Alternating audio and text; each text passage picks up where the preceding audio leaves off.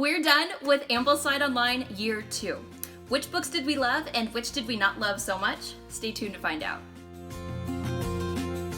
Hi, I'm Jenny with Kids Learning for Life, and my school-aged daughters are ages 7 and 9.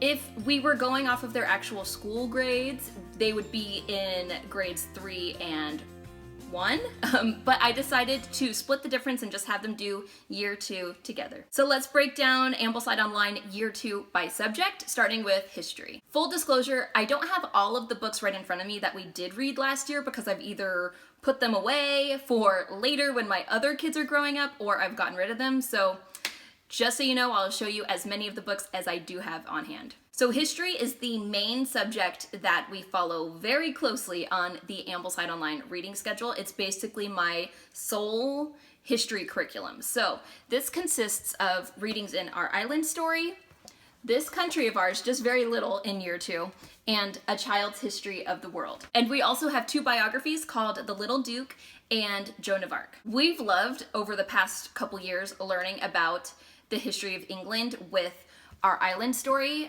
We started this in Year 1 and we've just kept on with it. And by the same author is This Country of Ours, which is American history.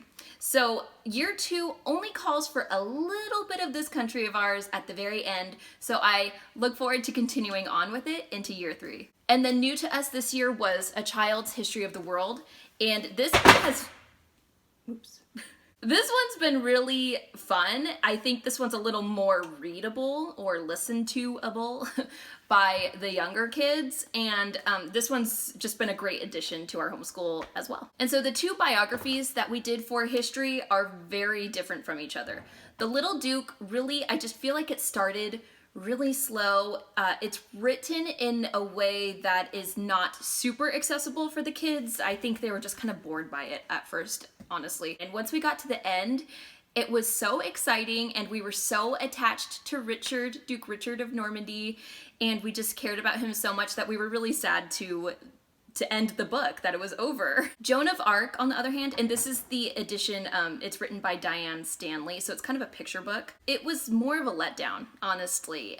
I was really looking forward to it. I've heard a lot about Joan of Arc. I just feel like I'm hearing her name a lot lately, and so I was really excited to learn about her.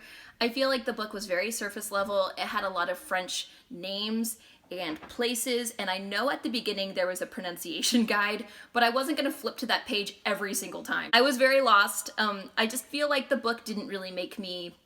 I just feel like I didn't learn that much about Joan of Arc, and I didn't really feel sympathetic towards her based on how it was written. So I do plan on doing some readings on my own in my spare time about Joan of Arc, but that book just didn't do it for us. The next subject that we do follow closely with Ambleside Online is literature. And in Year 2, the literature books are Understood Betsy, The Wind in the Willows, and The Merry Adventures of Robin Hood. My kids honestly loved all of these, Understood Betsy in particular. I remember it being this time of year last year, and we just wanted to speed through the book. We would sit outside when the weather was nice and just read chapters and chapters of Understood Betsy. We just loved her. We loved the adventures she goes on. We loved her kind of like journey of self-discovery in this completely new environment that she had to be raised in. And honestly, towards the end, we were all emotional, which is not normal for me. I highly recommend that book to you if you're looking for a really good read aloud with your kids. The Wind in the Willows was also a really good one, but it did have a tough act to follow since we had loved Understood Betsy so much. But we do find ourselves kind of making references to what we read in The Wind in the Willows a lot, and it's definitely a classic, so it's a must-read for everyone. For Robin Hood, my kids really enjoyed it at first, but it's such a long book, and we were listening to it together in the car, so it was just so long, and not even the Ambleside Online schedule has every chapter accommodated in the schedule. It just says, finish over summer. So we didn't technically finish it yet. I do plan on revisiting it. I mean, we got like 75% of the way through at least, if not a little more. So I do plan on finishing that at some point with my kids, but we just needed a break because it was just such a long book. Another component of literature in Ambleside Online is Shakespeare, and sadly, we didn't do a lot of Shakespeare this year. We did watch a really good version of As You Like It performed in the Globe Theater. I believe it's by the Royal Shakespeare Company. So we watched that, and that was great. I didn't even read the retelling in Tales from Shakespeare by the Lambs. We just watched it, and to me, sometimes that's all you really need with Shakespeare.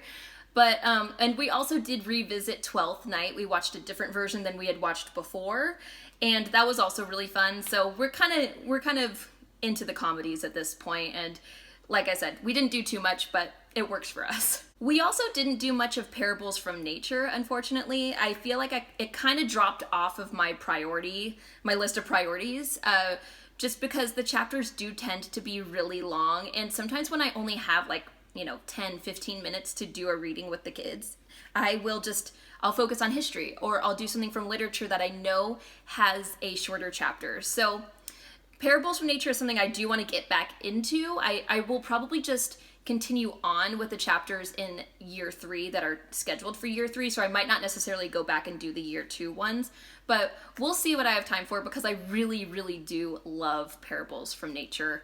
It is on my list to go back to. The last book in literature is The Pilgrim's Progress. I actually made the switch from the original Pilgrim's Progress to Little Pilgrim's Progress with my kids. I feel like Little Pilgrim's Progress is super readable, even for early-ish readers that are trying to build their confidence. And the chapters are really short. So I feel like it's a better fit for us, because I want the kids to kind of start reading stuff on their own, or out loud to the whole family. I think that would be really fun. So Little Pilgrim's Progress is one of those books where we made the switch over to that, and even though it's not the one on the Ambleside Online schedule, it seems to be working for us. So on to the next subject. This is natural history, and this one is taught with the Burgess Animal Book and Tree in the Trail and Seabird. My kids have listened to the entirety of the Burgess Animal Book in audiobook form before, so I wasn't too concerned about having them read that, or having us sit down and do read-alouds. We probably did it back when they were technically in year 1. And then our experience with Tree in the Trail was very different than Burgess Animal Book, which my kids love. Tree in the Trail, I was expecting it to be more like Paddle to the Sea, which we had done in year 1 and we really, really enjoyed. Sadly, this book was just a little bit lackluster for us. It wasn't as much of an adventure, or this is supposed to kind of help teach geography, and I didn't feel like there was as much travel in this book, because it's based on a tree that stays in one place for the most part. I mean, I don't want to give away spoilers. But it just wasn't as exciting to us. I was kind of waiting for something more to happen, and we just kept reading and reading, and it just seemed really slow and kind of boring, honestly. So because of that, I didn't even really dive into Seabird yet. I kind of just dropped it off of our schedule, because I'm like, if this is going to be another letdown, then I will not be happy. And again, I didn't have a ton of time in the spring to kind of finish that term 3, do all of the readings on the schedule for term 3 for year 2. So I do plan on going to Seabird. I think it does look a little more action-packed than Tree in the Trail, so I do want to go back to Seabird. I just don't know when I'll do that yet. The rest of the subjects on the Ambleside Online schedule, we either followed really loosely or not at all. For example, I don't follow the Bible reading schedule that Ambleside Online provides. We didn't do any poetry last year. However, speaking of poetry, just something to make poetry way easier for you if you're interested, is Ambleside Online has actually created poetry compilations for each year of the schedule. And these are available for just $10 on Amazon. So I actually bought the year 3 poetry compilation by Ambleside Online, so we will be using that this upcoming school year. Just going forward, I'm going to buy them each year, so it's just $10 every year for your poetry, and it's all in one place. My kids did do some of the free reads for year 2, which was pretty fun, and I do let my kids do these in audiobook form if it's possible, just to have something to kind of listen to together as a family. So my kids in particular really enjoy the Little House series.